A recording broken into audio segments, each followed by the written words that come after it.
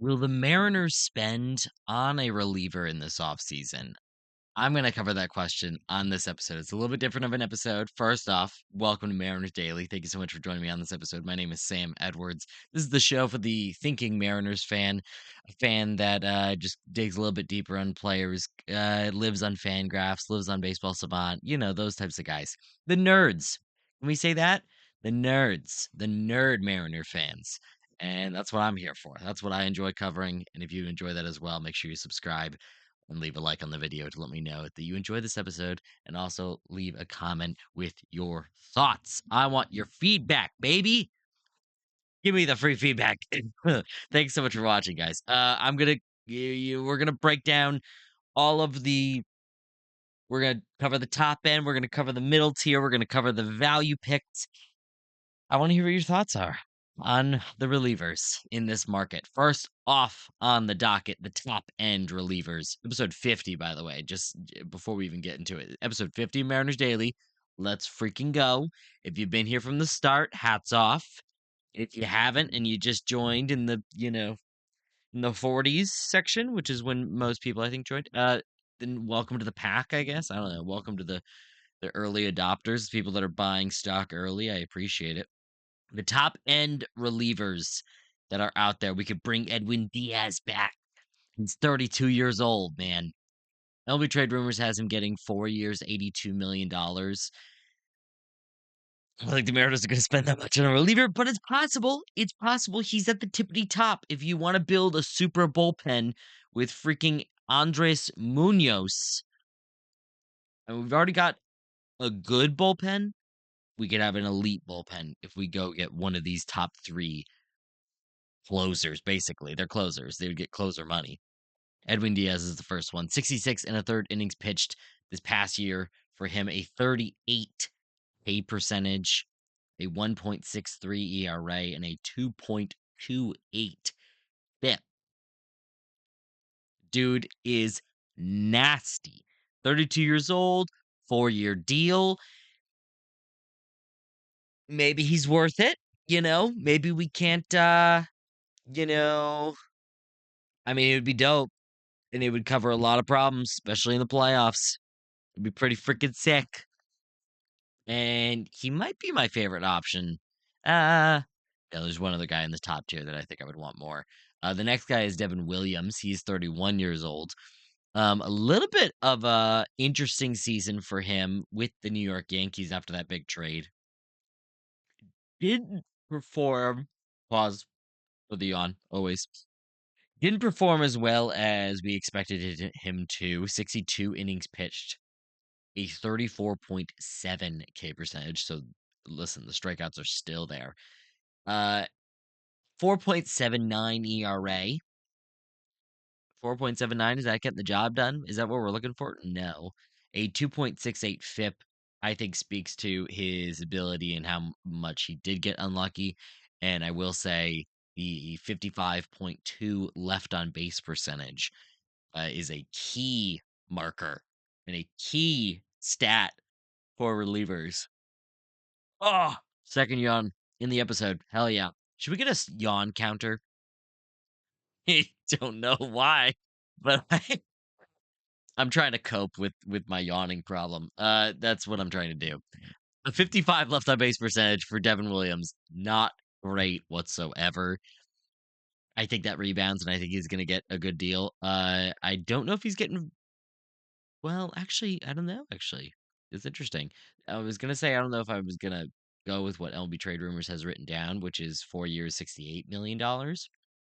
I kind of agree with that. Like I said, 31 years old, still is a very good reliever. I just don't know how much of a discount he's going to get just because of getting like slightly unlucky. Ooh. Oh. Oh my gosh. We're on a rapid pace right now. I am recording this like right before I go to bed. So that might not be the best time. Basically what I'm doing is for the next 3 episodes would be pre-recording them, so I got to get this one done, in a shorter block than what I usually do. So, Basically, I'm going to be gone for the holiday. I'm going to be, visiting family, so I'm not going to be home with the setup and everything, and I'm not going to travel with the setup this time. So I'm recording ahead of time, so I'm just doing this in a shorter time block. Anyways, yawn count 3. Anyways, let's get back to the relievers. Robert Suarez, 35 years old. I think this is the guy that I would want in this top tier section. I think he's going to cost the cheapest out of these 3 guys, and he's very freaking good.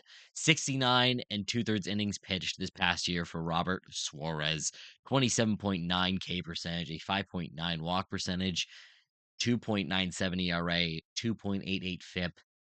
LB Trade Rumors has him getting 3 years, 48 million. Does this count? If I talk through it, does that count in the on counter? Let's put up a 4. Let's throw a 4 up there for those keeping track at home. Please stop. It makes me sad and it makes me disappointed in myself. Robert Torres, LB Trade Rumors has him getting 3 years, $48 million. I would take that.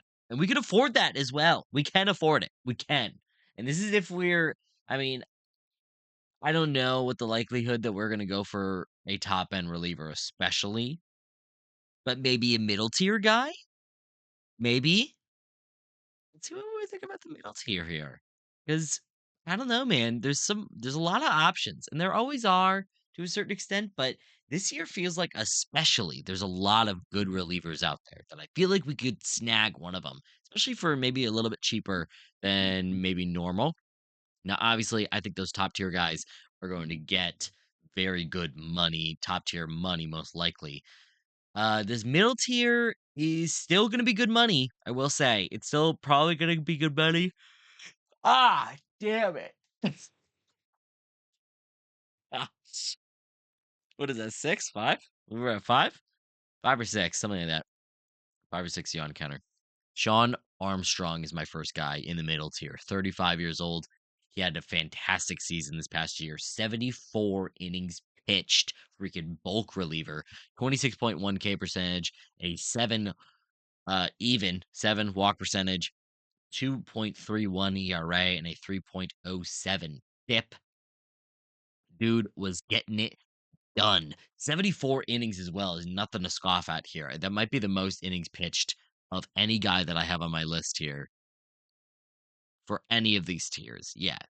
Yeah. Ooh, he narrowly beats out one guy in my low tier, which you got to wait for. You got to wait for the value picks.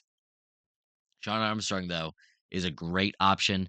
I don't know how much money he's going to get because, like I said, he does pitch a lot of innings and he was extremely effective. 2.31 ERA.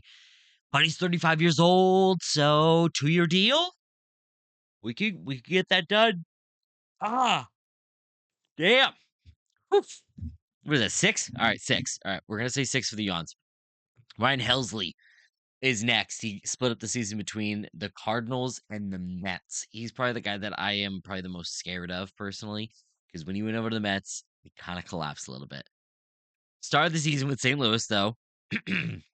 Started the season with St. Louis, 36 innings, 26.1 K percentage, 8.9 walk percentage, a 1 even home runs per 9, and a 330 BABIP, which is a little high for the BABIP, but still manageable. An 85.9 left on base percentage. That's what we're talking about, baby. An 11.8 home run per fly ball percentage. You'll see why I'm bringing up these numbers in a second. A 3 ERA and a 355 FIP in the first half with the St. Louis Cardinals over 36 innings pitched. He gets moved over to the New York Mets, looking for one of the top bullpen options out there. A lot of teams were looking at Ryan Helsley. The Mets get him. He pitches 20 innings for them. His K percentage dips 3% down to 23.2% K percentage. His walk percentage rises 3% to an 11.6 walk percentage. His home run per 9 innings, home run per 9 went up to a 1.80 home runs per 9. That went up quite a bit from an even 1 in the first half of the season.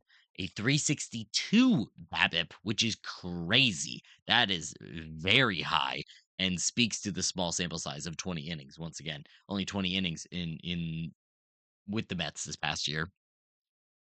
Where am I at? Sorry, I just lost spots. The left on base percentage went from 85.9 left on base percentage in the first half with the Cardinals to a 52.6 with the Mets. That is just not he's so unlucky. There's no shot it's going to stick like that. He's going to be fine. I do think he's going to rebound quite a bit.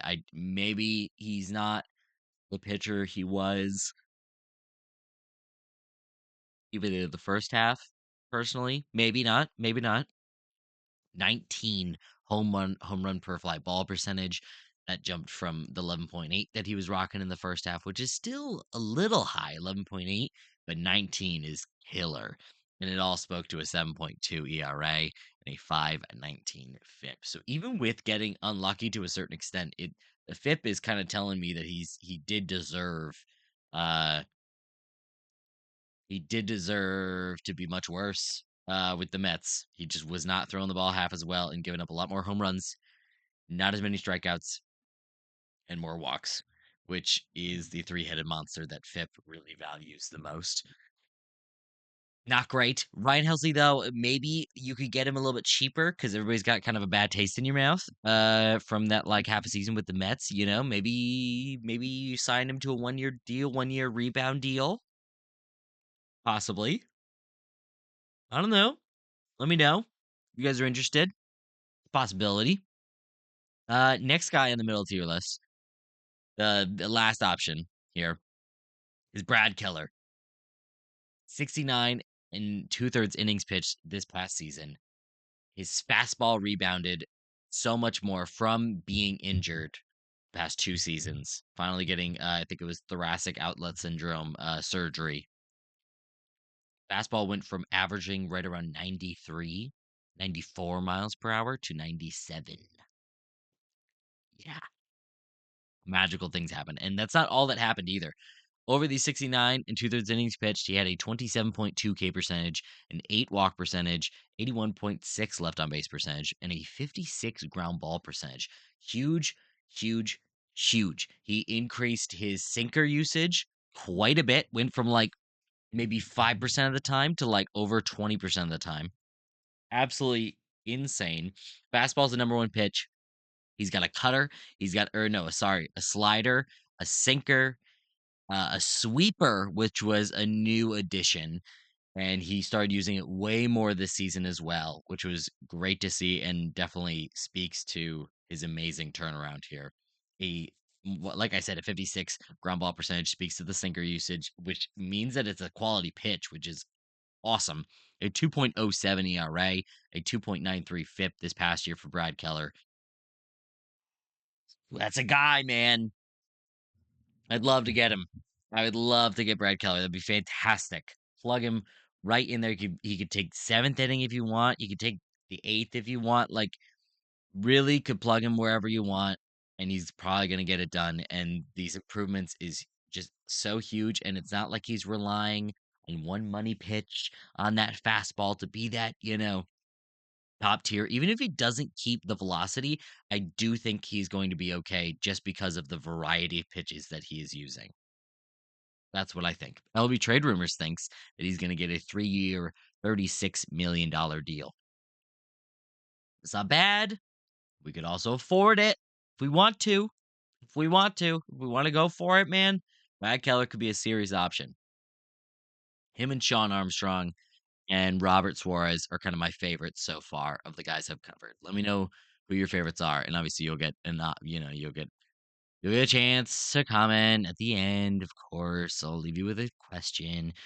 Finally, my value picks, the deeper cuts. They're not terribly deep cuts. I'm just gonna be forthright with you. First off, let's get our lefties in the mix here. We got Hobie Milner. Yeah, Hobie Milner. You heard of him, bro? Freaking no, the the Rangers. He was with the Rangers this past year. That's right. I was thinking of him as the Brewers, which is where he was usually. But no, he's with the Rangers this past year. 35 years old, little old. 70 and a third innings pitched. He's the guy that was challenging Sean Armstrong earlier for the most innings pitched from this past season of these relievers. only a 19.8 K percentage, 7.2 walk percentage, 52.7 ground ball percentage, 3.84 ERA, 3.39 FIP. Quality reliever. 70 innings, though, is fantastic and nothing to scoff at. I don't think he's going to get a whole lot of money, but he was very good this past year, so maybe he does get a 2-year deal, to my chagrin, and maybe we don't get him. But he's a serious option, and he'd be a great lefty out of the pen for this Mariners team. I think he'd fit in real nice. Tyler Rogers is another guy that has just been so freaking consistent, and maybe he shouldn't be like a value pick. Like maybe he's in the wrong tier. He's probably in the middle tier technically, even just because of the name. It's like I say Tyler Rogers, and you're like, oh yeah, I know who that is. Yeah, he's a submariner. Yeah, he is. He split the season up between the Giants and the Mets. Again, another Mets reliever guy. 50 innings with the Giants, a 20.2 K percentage does not strike out very many. Same thing with Hobie. Both guys do not strike out very much at all. However, Rogers is elite with his control. Only a 2.1 walk percentage and a 64.4 ground ball percentage. 64% of the time he's getting a ground ball, bro. Crazy. 1.8 ERA. Now, this isn't over a full season. Once again, this is 50 innings with the Giants start the year. But either way, 50 innings is nothing to scoff at. 1.8 ERA, 2.64 FIP. Great. Goes over to the Mets. Still does okay, but his K percentage dropped like a lot. It went from a 20.2 K percentage with the Giants to a 9%. 9. That's it. It was an even 9 K percentage with the Mets over 27 and a third innings pitched. Whoa. Don't know what happened. I don't know. He's also been so freaking consistent that I almost don't care. Like I just think he's really good. I just think he's a really good pitcher and he knows what he's doing. The walk percentage stayed consistent with the Mets. Ground ball percentage stayed consistent. 2.3 ERA with them, 3.32 FIP, so a little bit higher there in both respects. I like Tyler Rogers. He's got the sinker, he's got the slider. He just he's he's doing it. He's doing the thing. He's doing exactly what he's supposed to. And yeah, it's just really entertaining to watch. He's killing it. My final option, my final pick here. Now these aren't perfect or anything. It's not perfect. Try and do my best. But either way, Luke Weaver is the final option. 64 and 2/3 innings pitched for him this past season with the Yankees. 27.5 K percentage, a 3.62 ERA, 3.89 FIP. So he's more in the middle, middle reliever type of section. However, he does strike out a lot of dudes. 27 K percentage is nothing to scoff at, baby. That's some good stuff right there. He's got a good fastball, mean windup, and could easily get the job done. And I think you throw him on the Mariners, I think they can turn him into a very decent reliever, as we've seen Weaver be before. So I'm curious to see what happens. I want to hear your thoughts on the guys that I listed and a couple other guys maybe that I did not list. Um, yeah, just some other options that you think. Where do you think we could slot in? Do you think we could play in the top end market? And if so, like, and I put the word realistically there, realistically, because we can dream, but realistically, could we play in the top end? Are we even going to play in the middle tier? Are we going to go after any of those guys that are going to cost too much? Like, what's the situation? Are we just going to value picks? We've already grabbed a couple relievers just as like low ballot, grab them and put them on the roster. Guys that I think that the Mariners could turn into, a decent reliever, but we're kind of looking for guys that are a little bit more proven. I do think they need maybe one bullpen piece this offseason. That would be nice. One of the middle tier or even value picks would be fantastic. Like I said, Brad Keller would be sick. Yeah, he'd be sick. Sean Armstrong showed that he could do this over a 74 inning pitch this past year. That could be sick. We could get Ryan Helsley a little bit cheaper and maybe turn him around, get him going again.